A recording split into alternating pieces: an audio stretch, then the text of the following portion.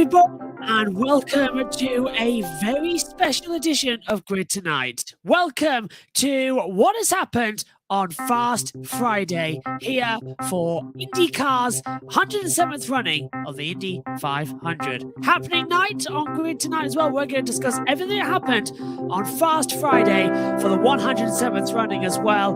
Drivers were able to run at full speed for the very first time as well. What running order did that produce? Well, we're going to tell you right here, right now. Hello to all our viewers watching here in the United States and around the world. Welcome to Grid Tonight, your weekly motorsports news program. I'm Joshua Burch, and Kobe Lambeth, unfortunately, is delayed at this time as well. But that's perfectly okay because you've got one of the best commentators in the world hosting tonight's show as well. That's being biased myself, but I can handle it. And we wish Kobe as well, who is working tonight as well, the best. So let's get straight into all the action as well and tell you what happened on Fast Friday with the Indy 500. And to start with as well, it's Takuma Sato that proved that Chip Ganassi Racing is the team to beat going into the 107th running in the Indy 500 by topping Fast Friday with both the fastest single lap speed that was set at 234.753 miles per hour, and also having the top average speed in the qualifying runs at 223.413 miles per hour as well. So some really great stuff there from Sato and Chip Ganassi Racing. Now, with Friday mainly being about setting the cars up for qualifying as well, we're going to follow the average speed lap times as well for a true representation of how the grid's speeds are going into this weekend's 2 days of qualifying. With that, it was Marcus Ericsson who was second fastest as well. That is the second Chip Ganassi, of course, the champion from last year.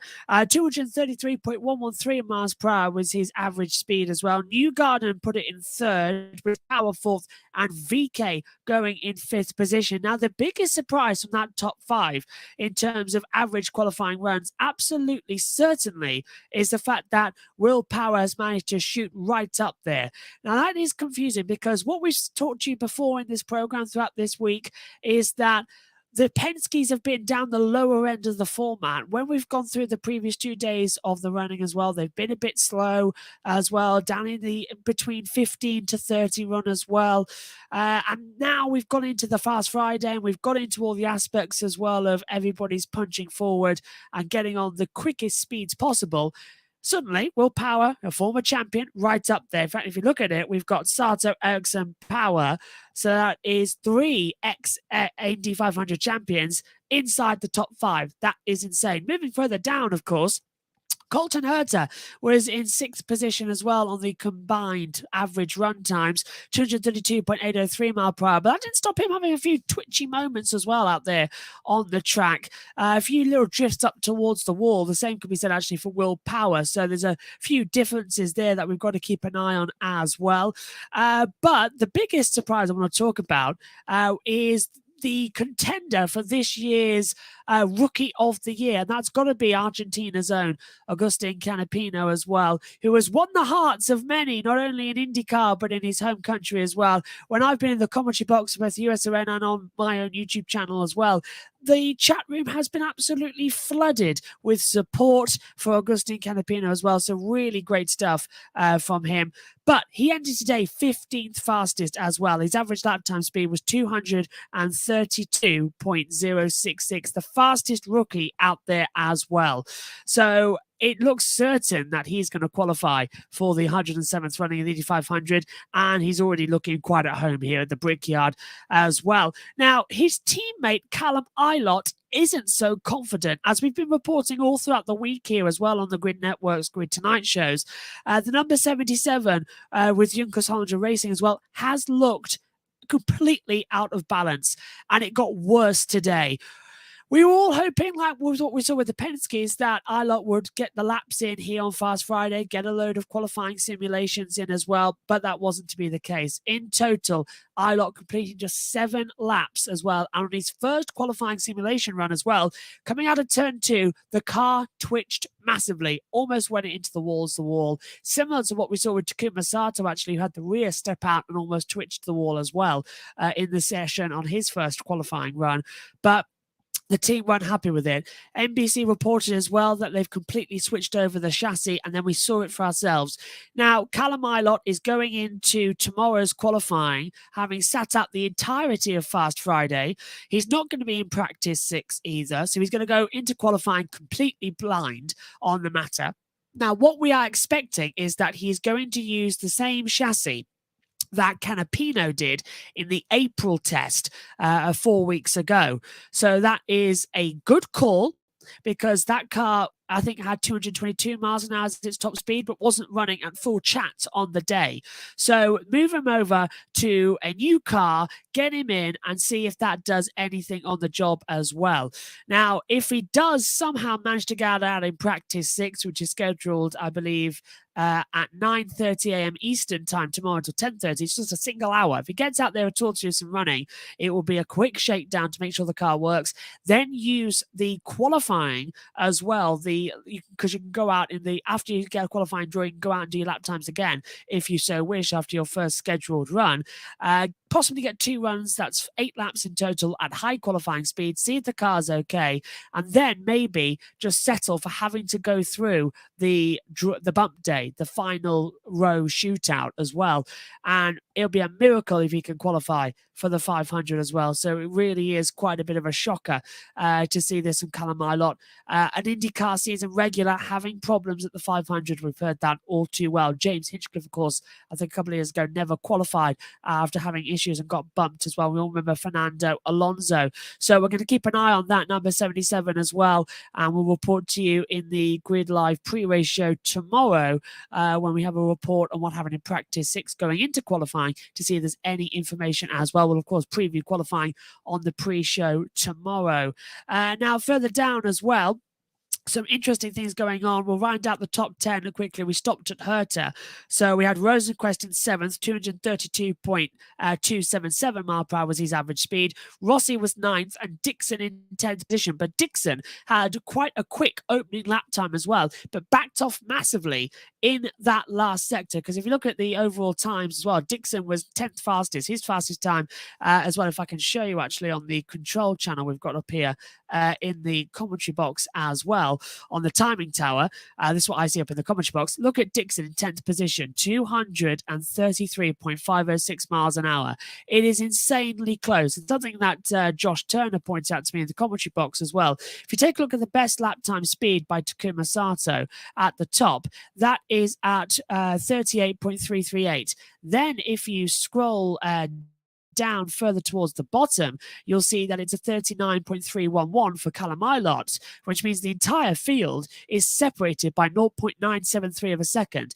And 0.93 of a second actually shows you what it is like in total, because it comes through at the front as a difference between 234 miles an hour and 228 miles an hour. It's insane just to think of those two numbers as well, but that's the highest speed difference, and that's what Indy brings out with you as well, the real fast speed gotcha moments as well with the uniqueness of this track with different setups is unbelievable. Looking further down, we have Palou in 11th on the average speed times, 232.319. Fraction quicker than Scott McLaughlin as well. McLaughlin's actually looking quite good. There's a new feature coming out as well on New Zealand television, and I understand it's also going to be broadcast on YouTube at a later date, which is following the New Zealand racing drivers across IndyCar, Formula 1, Formula 2 as well. And they're here to interview Scott Dixon and Scott McLaughlin as well.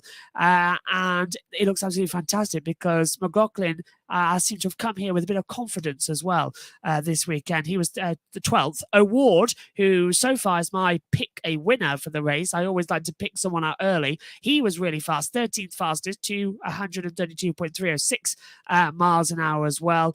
And then rounding out the top 15 was Grosjean 14th, 232.253. So in the Andretti, Grosjean's really got to find some time, considering we saw Marco Andretti shoot up to second at the end of the session as well in the top speed charts.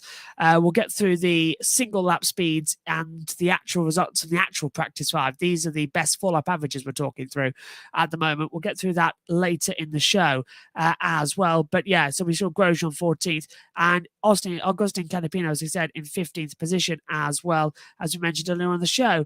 16th on the board as well. Just realized I haven't got that email on the top 15. But RC Anderson as well is at risk of being kicked out, as well as Catherine Legg in the 2 slowest overall lap times. So that could be something to watch out for in the session tomorrow. Just also some other things that happened towards the end of it.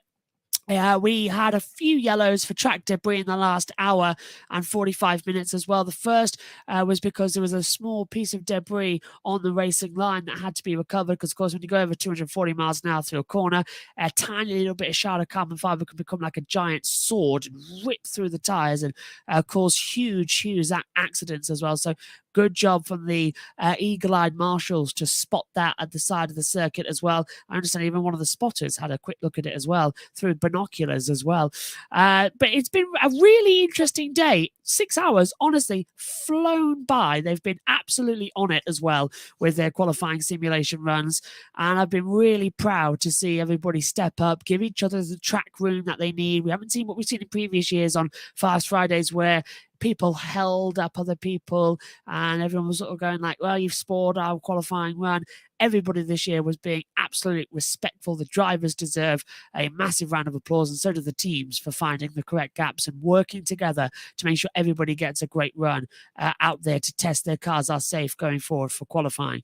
Now, let's go through then as well just what I was saying about the last caution happened with 10 minutes to go, and it did bring out a yellow. We got green with 5 minutes to go, so we didn't lose too much track time at the end. And Dylan DiFrancesco did manage to complete a qualifying simulation at that time. But the number 30 of Jack Harvey, unfortunately, did suffer a bit of an engine smoke issue. The Ray Hall Lemon Lanigan Racing Team really having a bad day today. We'll get onto that in single qualifying runs as well in a second. But yep, Jarvie, a rear left smoke of oil coming out from the exhaust as well. They're going to strip the car down. And just hopefully it's an oil line that has failed there as well. And they don't have to change either the gearbox or the engine or something like that going into tomorrow, because then it's completely untested engine as well. So they're hoping it's an oil line as well, not gearbox, not engine, because that's got another thing they've got to test in practice 6. And hopefully the car's going to be getting ready for later as well.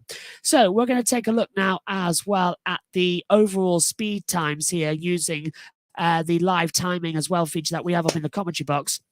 So this is the best speed lap times from practice 5 in total. We showed you this yesterday as well.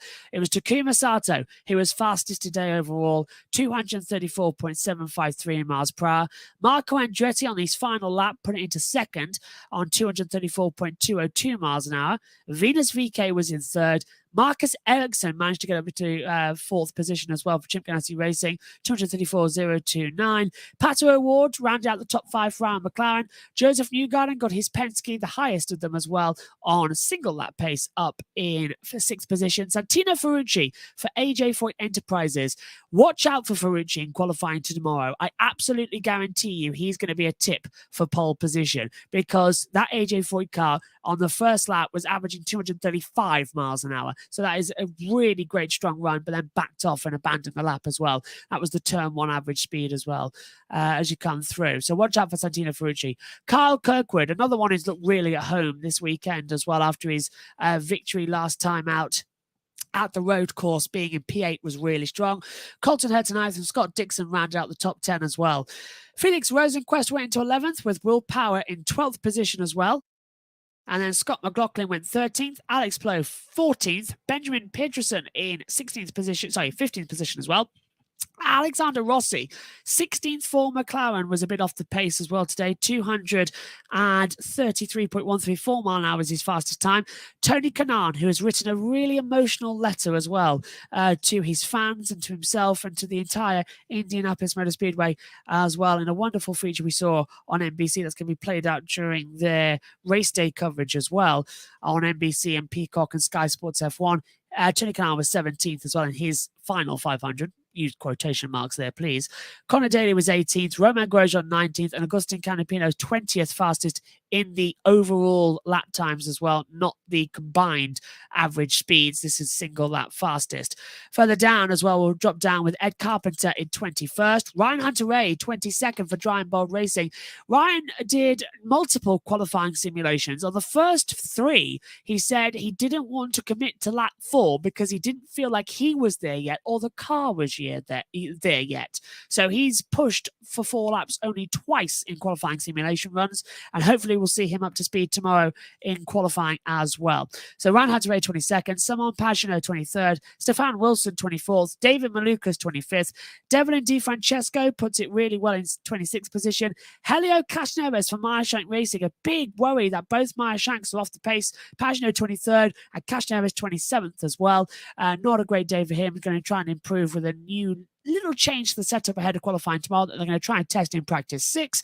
Stingray Robb in 28th position with Catherine Legg in 29th. RC Enerson going into 30th as well for Able Motorsports. Then we get the 3 Rahal Lederman Lanigan Racings. Apart from Catherine Legg, we got Jack Harvey in 31st, Christian Lundgaard 22nd, Graham Rahal 23rd, and as already stated, last overall in both the combined times and the average lap times, it is Callum Ilott 34th, 228.942 mile an hour. The slowest. Fastest of the day was 234.753 miles an hour, set by Takuma Sato. So that, hello as well, actually, as well, if I just go to the main screen there. Hello. Hello to Josh T as well, who watched on. Hello. I'm running the ship solo tonight, so it was really weird, but really fun as well. So thank you for Grid Network as well for allowing me to go on single, as we haven't got many people around. So everybody, hope you're enjoying the day as well, watching wherever you are in the world as well. So that about rounds it out here for tonight's show as well. Just a reminder of what we've got coming up as well in this closing week. On Saturday at noon Eastern, we've got the Grid Live pre-race show as well. Then at Monday, 7 p.m. Eastern, we've got Grid Live Encore. That is including the Indy 500 practice recap as well. And don't forget, on Sunday, we've also, and that's also on Monday at 7 p.m. Eastern, the highlights of the big NASCAR action at North Wilkesboro Speedway on All-Star Weekend and more as well. Then as well, we're going to have a load of action, of course, across everything this weekend. We can't wait. Stay tuned for Pick a Winner as well. And hopefully everyone's getting ready because this is the current Pick a Winner standings as well. If you haven't already done it, get in touch on the Grid Network at Grid Ranking on Twitter. Use hashtag Pick a Winner. We'll see it. Currently, Alex is at the top with 15 correct guesses for Pick a Winner. Ed's on 14. Sorry, Ed. With Kobe on 14 as well. So Kobe Lambeth is closing back up on this as well. We've got Matt White up there as well. Matt B as well on 11. Ben's on 11. Josh T, you are up there as well with 10. A tie with Joe Samiego. Great work from you. Adam's on 9. I'm on 7, which is good. Amanda's on 5. Casey Campbell's on 4. A Day in the Life's on 4 as well. Yuki's on 3. Amber's on 3. And we've got Either Real 883 is on 1. IMV Gamer 1 as well. Ty Stryth 1 as well. Ryan on 1 and Josh on 1 as well. But there's time for you to get your name on that board with the correct Pick a Winner. So use hashtag Pick a Winner ahead of this weekend's races as well. With that, the Formula 1 Grand Prix, we've all had to do a few less Pick a Winners, I'm afraid, as well.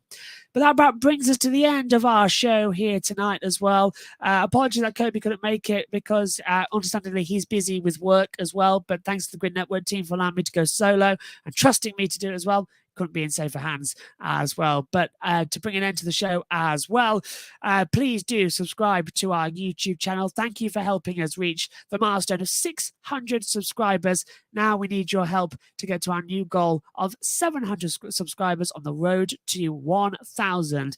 On Sunday, May 28th at 11 a.m. Eastern as well, please do not forget about this, a fantastic show, our preview show for the 107th running of the Indianapolis 500. So that is Sunday, May 28th as well at 11 a.m. Eastern. That is 4 p.m. British summertime and 5 p.m. European time as well. Get your reminder on. It's already live, ready in the YouTube chat as well. So get that on and get ready, because it is going to be a brilliant, brilliant show.